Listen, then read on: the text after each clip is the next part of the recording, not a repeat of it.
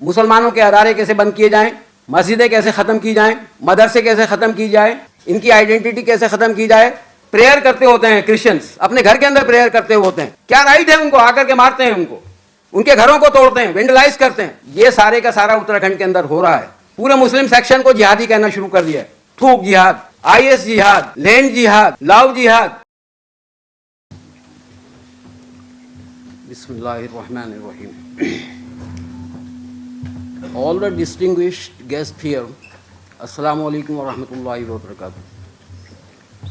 देखिए, ये जब हम उत्तराखंड के परिप्रेक्ष्य में बात कर रहे हैं तो 5 मिनट में शायद बात नहीं हो पाती है, क्योंकि जैसे अभी बताया कि 9 नवंबर 2000 को उत्तरांचल स्टेट बनी उत्तर प्रदेश से कार्व आउट होकर के।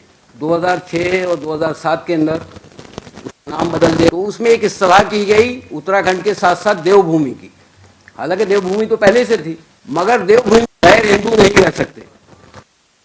गैर हिंदू कौन हैं, वो बिल्कुल वोकल करके उन्होंने कहा। हम जिस आका मोहम्मद मुस्तफ़ा सल्लल्लाहु अलैहि वसल्लम के नाम लेने वाले हैं और ईमान रखते हैं, उनके साथ भी परसिक्यूशन हुआ और इसी तरह का परसिक्यूशन था। मक्के की ज़िंदगी अगर हम देखते हैं तो उसके अंदर इसी तरह का परसिक्यूशन था जिस तरह से इस वक्त हमारे साथ में उत्तराखंड के अंदर किया जा रहा है। उस वक्त भी इकोनॉमिक बाइकाट होता था, सामाजिक बाइकाट होता था। आज भी वो सब कुछ हो रहा है वहाँ पर। आज भी ये सब कुछ हो रहा है कि मुसलमानों के अदारे कैसे बंद किए जाएँ, मस्जिदें कैसे ख़त्म की जाएँ, मदरसे कैसे ख़त्म की जाए, इनकी आइडेंटिटी कैसे ख़त्म की जाए। डेमोग्राफी के नाम से जो बस्तियाँ वहाँ पर बसी हैं उनको किस तरह से तोड़ा जाए और किस तरह से जो है इस समाज को पोलराइज किया जाए।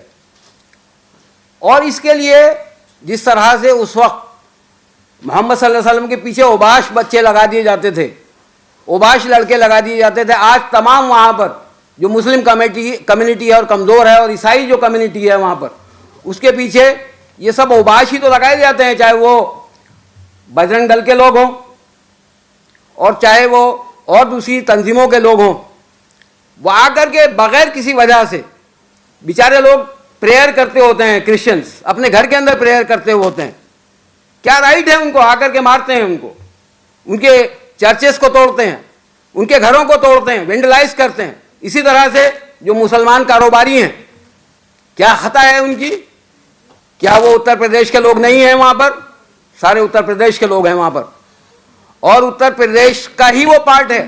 आज उस मूल निवास के लिए कि 1950 का मूल निवासी होना चाहिए, उस हिसाब से वो सारे जितने भी लोग हैं उत्तराखंड के जो लोग हैं वो भी मूल निवासी वहीं के हैं, उत्तर प्रदेश के हैं। तो आज उनके साथ जो डिस्क्रिमिनेशन किया जा रहा है, उनको कारोबार से महरूम किया जा रहा है, उनकी एजुकेशन सिस्टम को ख़त्म किया जा रहा है, ये सारे का सारा उत्तराखंड के अंदर हो रहा है। और उसके लिए हम लोग तो जितना कर सकते हैं कोशिश कर रहे हैं, और इंशाल्लाह उसको, चूँकि उन्होंने वहाँ पे एक पूरे सेक्शन को, पूरे मुस्लिम सेक्शन को जिहादी कहना शुरू कर दिया है। जैसा भी बताया दर्शन भारती, वो कहते जिहादी हैं कि मुसलमान जिहादी हैं। वहाँ के जितने भी उनके जो सरकर्दा लोग हैं वो सबको जिहादी कहते हैं। थूक जिहाद, IS जिहाद, लैंड जिहाद, लव जिहाद, ये सारे के सारे जितने मामले हैं उसको बाकायदा तौर से कानूनी उन्होंने जो है कानूनी संरक्षण दे रखा है। उसके लिए कानून बना दिया 2018 के अंदर, फ्रीडम ऑफ रिलीजन करके।